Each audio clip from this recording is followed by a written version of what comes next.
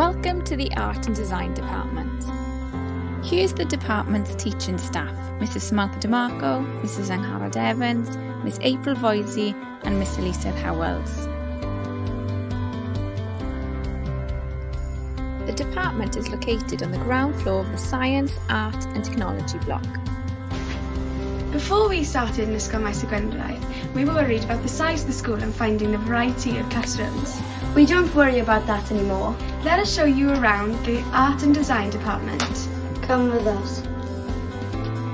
Here is T3, the Art Textiles class. This is T4, the Art Photography class.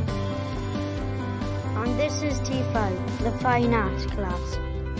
And here is T8, the Design area. During Key Stage 3, pupils will develop their basic creative skills. They will create a range of 2D and 3D pieces of work, develop and learn a variety of drawing skills, complete graphical tasks, along with developing their photography and editing skills. Here are some pupils' opinions on art and design. I like art lessons because I can create and design different things.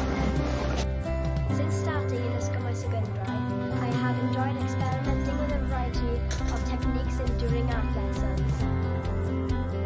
We look forward to welcoming you to the department in September.